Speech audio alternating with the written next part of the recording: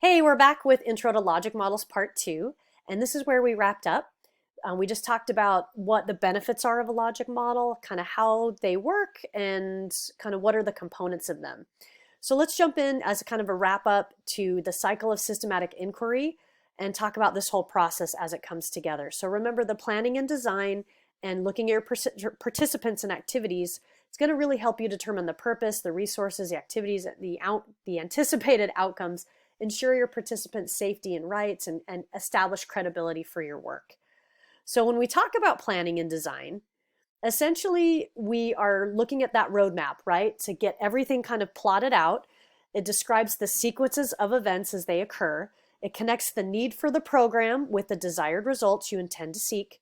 And it allows you to see any missing links or limitations. So again, sometimes you just bubble chart out the actions you're going to do and see the linkages. It's really, really useful. So this is one way I approach it. I go, okay, what do we have to work with? What's going into this grant? What's the input or investment? What are we going to use it for? What are the activities? What are we going to do? What are we going to accomplish? What's the goal? What's the result? And how do we create permanent improvements? What's the impact? So if you have to use these kinds of questions to get the ball rolling, feel free to do that. So next in our cycle of systematic inquiry, we're in this bottom part where we talk about the data and the instruments and how we measure and monitor what we're doing. So we want to manage, monitor, and modify activities to improve progress and final outcomes. So this is where you kind of start with the end in mind. You're not just identifying key staff and resources and coming up with activities to do. You're thinking about, okay, how are we going to measure this? How are we going to evaluate whether or not we achieved our goal? We have to have a plan for evaluation. And that's what this forces you to focus on, so that that's considered ahead of time. When we talk about implementation and management, we're in this part of the game. So it helps visualize and understand how your investments and inputs contribute to achieving your intended projects or program goals.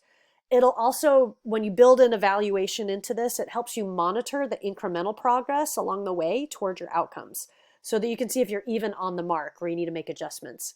And it certainly facilitates progress on project or program improvements. So sometimes you get these unexpected benefits in grants where you're like, oh, we just revealed that we actually have this problem. Wasn't really part of our grant focus, but now we found out about it and we can do something about it because the grant kind of revealed it. That's pretty cool. So you can sometimes get some free analysis out of it, which is really, really appreciated and can make you more effective.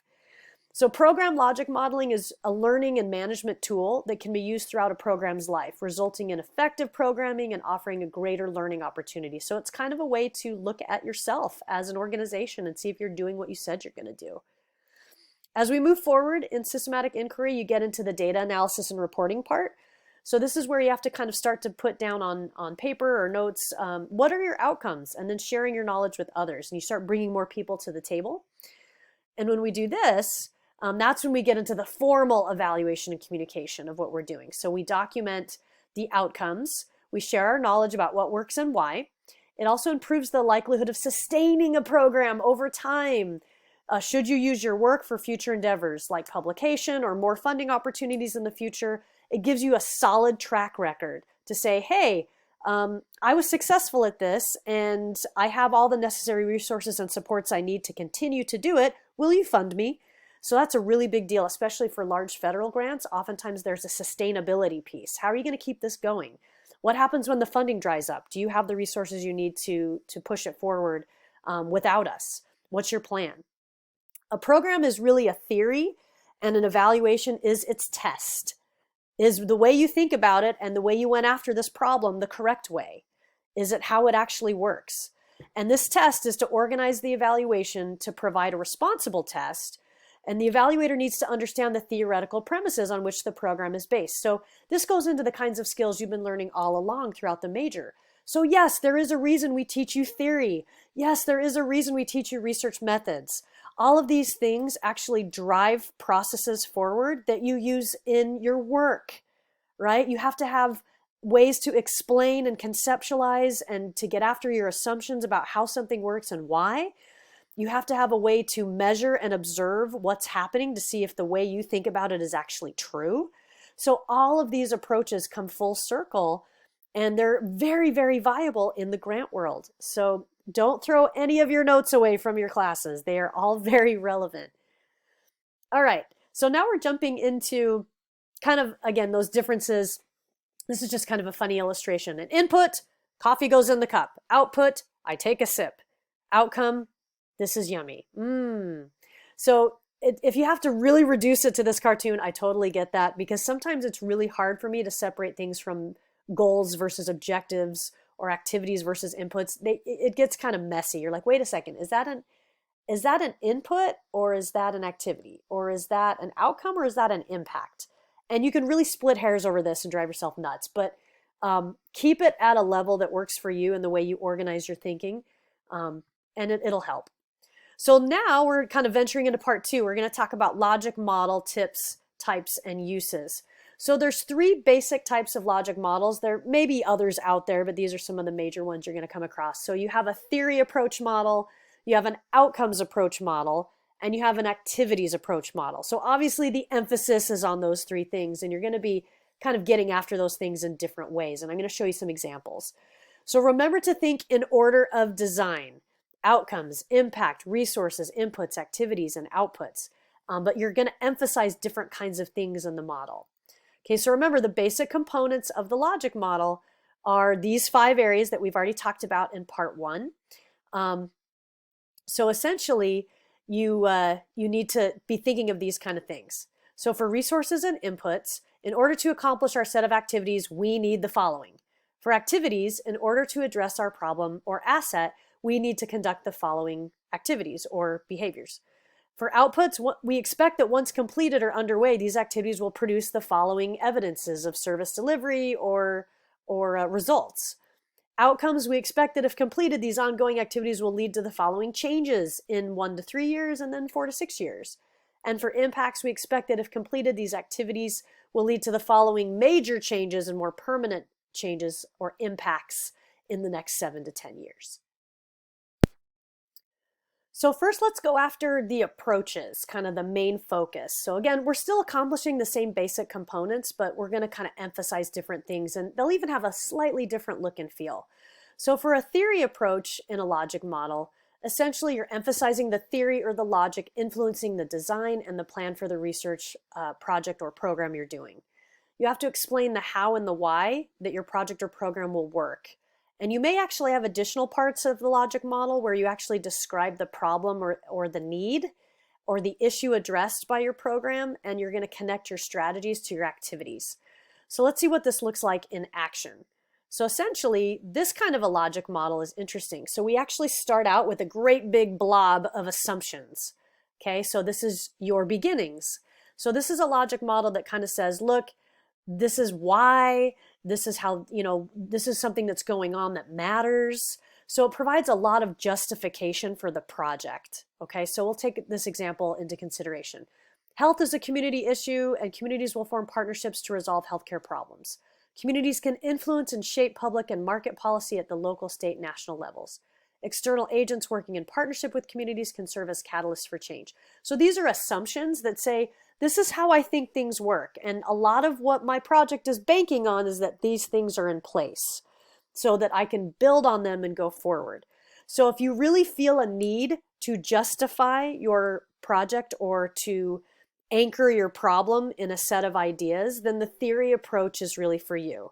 And sometimes this helps people with their thinking and their mapping of a logic model. So they may not ultimately choose to do the theory approach logic model, but it can help be a useful process in getting after some of their thoughts. So you start with assumptions, and then you go right into the inputs, the activities, the outputs, the outcomes, and the impact. So you're still doing your planned work of the project. You're still having intended results in the forms of outcomes and impact, but it kind of lets you explain yourself at the very beginning of the model, which some people feel very, very determined to do. So that's the theory approach logic model. When to use a theory approach logic model, let's talk about this. So for the theory logic models, it should demonstrate that the project or program implementers have a very deep understanding of the program's aspects and ideas. So this is when you're kind of a subject matter expert in this area. So if you find yourself having lived experience, this is your professional expertise, this approach might be for you. It also allows consideration of context if you really want to get after that big picture. It also does what we call theories of change and theories of action. We call those TOCs and TOAs. And they're just simply extensions of logic modeling where you kind of add those extra little parts to it. You tack them on the ends. And they really help explain the rationale or the logic behind why certain entities are implementing a certain project or program. So some people, it's in their personality too. They feel a very certain need to justify what they're doing. So again, this might be more in your wheelhouse. And then finally, these kinds of logic models facilitate a project or program's improvement and evaluation because it gets after those underlying assumptions. So it can be a really useful way to give yourself a kickstart on evaluation when you need to show everything you did and report back. So that is, in a sense, theory-based logic models. Now we're going to talk about the outcomes approach logic model. This one is much more common. Definitely the most common, I would say, is that you're focused on goals because goals are really easy to show as a set of results. So the outcomes approach logic model, it still emphasizes the theory of change influencing the design and the plan for the project or program, but it really focuses during early stages of a project or program, planning on connecting resources, activities with the desired results. So it doesn't put too much of an emphasis on the theory, but it kind of goes after the goals. It prioritizes the outcomes, the desired results. It also subdivides the outcomes and the impact that may result from a given or distinct set of activities over time. And so it's kind of like that logic model that I showed you before, where you actually can be so outcomes focused that you get into short-term, immediate, and long-term outcomes. So you could say short-term outcomes are 1 to 3 years, intermediate are 4 to 6, and then 7 to 10 are long-term. So you could really kind of call this last one impact, right? So this gets kind of focused on what are the results? What are we going to get? What's the bang for our buck? So if you're a person that's very, very focused on return on investment, then that style logic model is really more for you. Here's an example of the outcomes approach logic model. So essentially, you focus very, very heavily on your activities and inputs on one side and your outcomes and impact on the other. You can kind of save your outputs for last because that's kind of the easiest way to do it. So start with what you're investing and what things you're going to be doing, and then really kind of what you're hoping to accomplish. And then basically you leave kind of the obvious, like how would we know we got there, for the very last part. So you can put those linkages together and those results by virtue of the activities that eventually kind of connect the back end. So I tell people, do the front and back end first, save the middle for last. So again, you still have your planned work on one side and your intended results on the other, and really the outputs are just the connecting link between the two. So you know how to do your evaluation and how to demonstrate that you're actually meeting your goals. So that's the outcomes approach logic model. So how to know when to use an outcomes approach, so this is what you might want to consider. It'll demonstrate that your project or program implementers have an understanding of anticipated results. So it's very results driven, and it often is a grant seeker that's done this kind of work before, and they're very familiar with the what happens part. So if you're an experienced organization, you've successfully received grants in the past, then chances are you might be doing more of an outcomes approach logic model because they're familiar to you of what's going to happen. You can use this approach when the project, program, or theory is actually a little underdeveloped or maybe not quite known yet, but not undeveloped completely. So you don't want to say, I haven't really thought about my underlying assumptions or the why behind something happening. That would be not good, right? That would be an oversight on your part.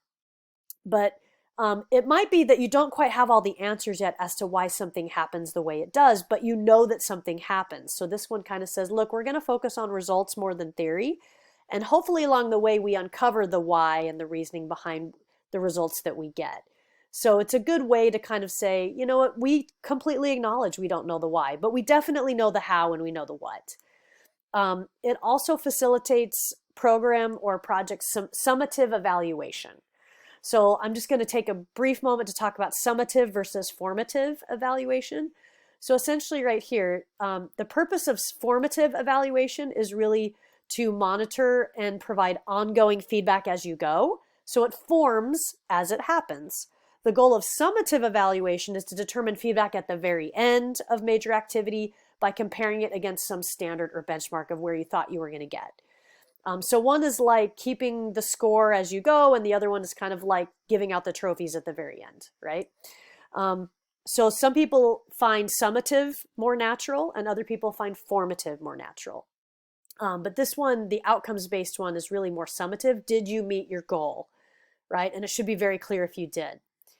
The very last logic model is an activity-focused logic model, and it is what it says it is. It focuses on the implementation process, and it emphasizes a higher detail on the nuts and bolts of a project or program. So it's very focused on the how, not necessarily the what. So you clearly link your activities to each other and you map out the implementation. It provides a lot more detail as to the steps and the sequencing of activities and the overall project or program implementation. So if you're not exactly sure of the results or the theory, but you know what you're going to do, maybe activities is really the better way to go. So this is what a logic model in this form would likely look like. So it kind of has a little bit of a different flow. It starts off with, you know, these are some issues that are documented. These are reforms that are needed. We prioritize, we come up with strategies and change agents, and then it drives us into results. So, you know, we have activities in place to do some of the intervention. It drives us into this output of now seeing this result happen. And then finally, it pushes us into outcomes or ultimately goals that we're after. So it kind of has a funny little like Tetris shaped form to it. But it kind of follows a vertical alignment. So again, you still have your planned work, you still have your intended results, but it's a little bit more of a flow chart rather than maybe a roadmap. And again, you would flesh out the activities part quite a bit more. So that's what one would look like. So all of these have a little bit different form, a little bit different shape, and a different emphasis. So let's talk about when to use an activities approach logic model. So it would demonstrate that you as an implementer have understanding of relationships among activities. So that's your strength. You know the doing, you know the work, might not know the result, might not know the theory. It also allows for studying the interactions of activities. Maybe you're really interested in how the work is going to play out and how the adjustments or changes will occur. It also facilitates program monitoring and management so that you can do some very close observation of what's going on. And then finally, you know, participants really like them because they show you the detail of what you'll actually do. So if you're looking at it from a staff perspective or people experiencing the interventions or volunteers, they get the detail they need to feel confident in following through on the activity. It also facilitates program formative or process evaluation. So remember, formative is monitoring and providing feedback as you go. So rather than doing summative, which is getting feedback at the very end. So this would appeal more to someone that wants to evaluate the journey rather than the destination. Just overall, I will provide some logic model tips and tricks, tips and types, excuse me. So really when you think about it, there really is no best logic model because they're all so unique to every grant that you write. They're going to have a little bit different forms and shapes. They'll have different kinds of descriptions in there. You really should just choose the model that fits your project best and really provide information that you need in the format that's most helpful to you. So don't feel like you have to fit in this weird cookie cutter mold. Make the language, make the shape, make the direction and the diagram, do the heavy lifting you need it to do. Don't worry if your model doesn't look like others, but do worry if you can't explain your model to other people. So the reason why we have these 5 components is these are kind of the most common things we're trying to accomplish. So your logic model should have something that answers questions about resources, about activities, about outputs, about outcomes, and about impacts in some kind of form. So that's why those are kind of the best components of a logic model because they kind of force you to get after those things. Typically, logic models use table and flowchart formats with text and arrows and graphic representations of program ideas. Some people get a lot more graphic designery and make clouds and stars and light bulbs and use all kinds of infographics and stuff. You can get really artistic with it if you want to, but remember, ultimately you're trying to convey information rather than get an artistic prize. So make it functional. A logic model really does not have to be linear. Concept maps or other visuals may be better to describe a very complex program concept. So maybe you have an activity that's so complicated that it's kind of hard to really give it justice on a logic model. So you may need to kind of mention it in the logic model if it's central to your program, and then kind of like detour or point people to refer to another area to get the detail thereafter. So don't feel like you have to explain the sun, moon, and stars with your logic model. The person reading your logic model should be familiar with who you are and what you do, and be able to read it as if they've never met you before, and they can get after what you're going to be trying to do. So it should make logical sense to stranger on the street, but a lot of times the person that's actually reading it, the reviewer, is going to have a lot more knowledge than that. So be careful of using acronyms. That's my other tip. If you're going to get into jargon and acronyms, you have to define those ahead of time. So if you want to use some abbreviations because maybe you're running out of space in your little chart, provide some kind of legend or key at the bottom so that we know what everything is. And we will end this section for now, and we'll move into part 3 that talks about how to build logic models and some more examples that get after what a really good, easy to follow logic model looks like. So we'll see you in the next lecture.